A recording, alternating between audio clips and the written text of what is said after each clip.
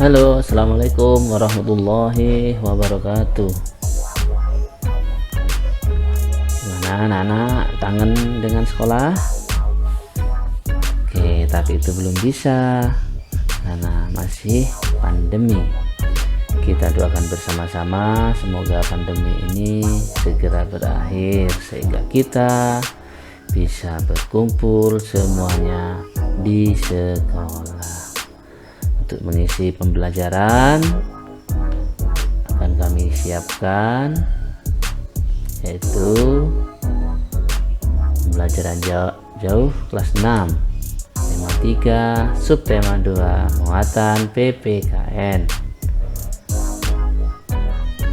Sebelum memulai belajar, ada tips untuk anak-anak agar pembelajarannya bermanfaat. Yang pertama, baca doa, kemudian materinya disimak dengan baik-baik. Jika kurang paham, nanti bertanya di kolom komentar. Dan semangat. Baiklah, kita berdoa dulu. Sudah kami siapkan.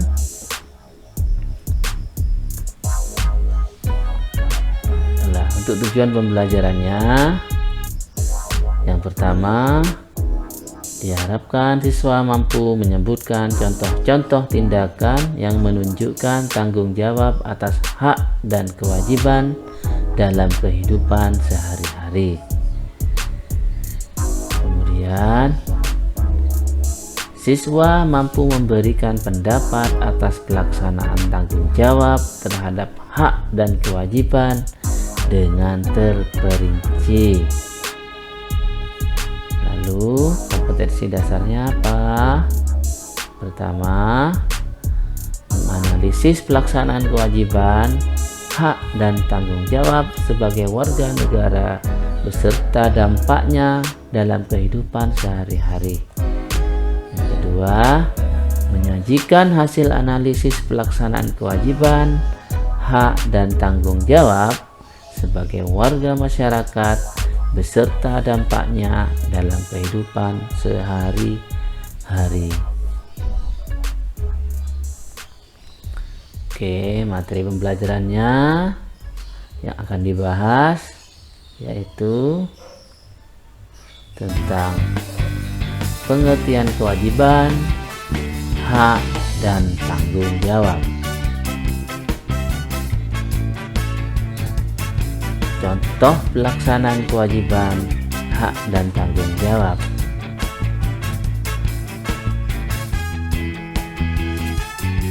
Dan dampak kewajiban, hak dan tanggung jawab dalam kehidupan sehari-hari.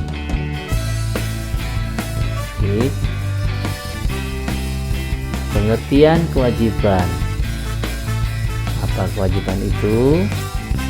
Kewajiban adalah sesuatu yang wajib dilaksanakan dengan penuh rasa tanggung jawab.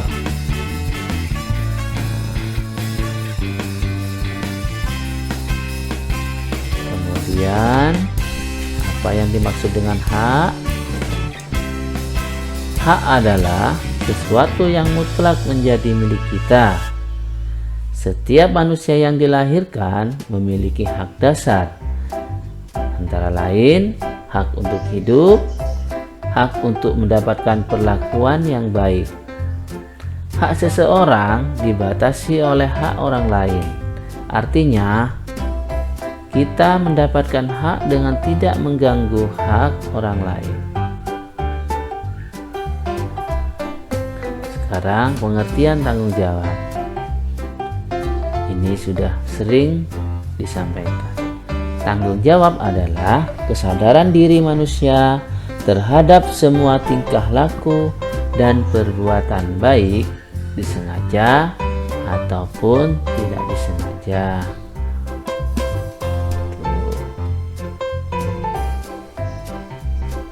Contoh pelaksanaan tanggung jawab. Yang pertama, misal kewajiban di rumah. Contohnya, menaati dan melaksanakan nasihat orang tua. 2. Menjaga kebersihan rumah. 3. Menjaga nama baik keluarga. Dan yang keempat, menghormati dan menghargai setiap anggota keluarga. Yang kedua, kewajiban di sekolah. Contohnya, menaati peraturan yang ada di sekolah. Kemudian, menghormati guru. Yang ketiga, belajar dengan tekun dan tertib. Dan masih banyak lagi. Yang ketiga, kewajiban di masyarakat. Contohnya, menaati seluruh peraturan dan norma yang berlaku di masyarakat. Kedua, menghormati orang yang lebih tua. Kemudian, menjaga kebersihan lingkungan. Itu yang pokok dan masih banyak lagi contohnya. Sekarang contoh pelaksanaan hak dan kewajiban warga negara. Sudah tercantum pada pasal 27 di Undang-Undang Dasar 1945 yang isinya hak mendapat perlakuan yang sama di dalam hukum dan kewajiban untuk menjunjung hukum yang berlaku. Isi yang kedua, hak untuk mendapatkan kehidupan yang layak. Yang ketiga, hak dan kewajiban untuk membela negara.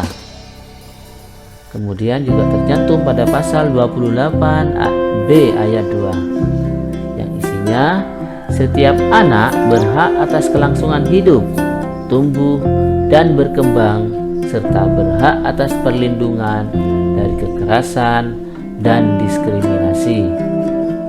Kemudian juga tercantum pada pasal 28C ayat 1 yang isinya setiap orang berhak mengembangkan diri melalui pemenuhan kebutuhan dasarnya, berhak mendapatkan pendidikan dan memperoleh manfaat dari ilmu pengetahuan dan teknologi, seni dan budaya demi meningkatkan kualitas hidupnya dan demi kesejahteraan umat manusia.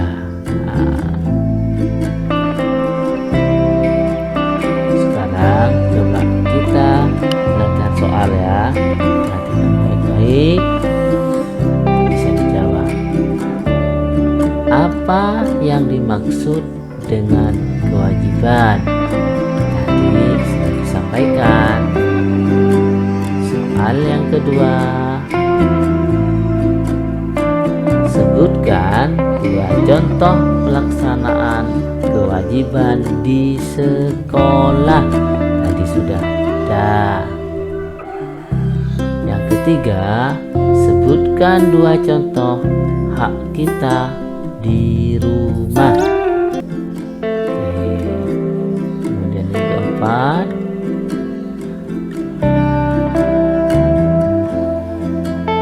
sebutkan contoh pelaksanaan hak dan kewajiban warga negara Indonesia yang dimuat pada pasal 28C ayat 1. Tadi ada 3 pasal. Yang pada pasal 28C ayat 1 bisa disebutkan. Yang kelima, apa yang dimaksud dengan hak? Tadi sudah disambut juga. Selamat belajar. Semoga ilmunya bermanfaat. Amin ya rabbal alamin. Kesimpulannya adalah pelaksanaan antara hak dan kewajiban harus seimbang agar tujuan yang kita harapkan dapat tercapai. Oke, itu tadi. Sekarang tips setelah belajar, yaitu membaca doa setelah belajar dan mempelajari kembali materinya supaya selalu ingat. Yang ketiga, jika kurang paham bisa bertanya tetap semangat. Doa setelah belajar. Allahumma arinal haqqa haqqan warzuqna ittiba'a wa arinal batila batila warzuqna ijtinaba.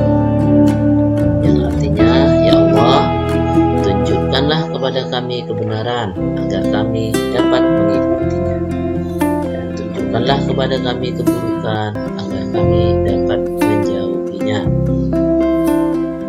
Oke. Terima kasih sudah like dan subscribe. Jika belum, bisa di subscribe. Terima kasih. Wassalamualaikum warahmatullahi wabarakatuh.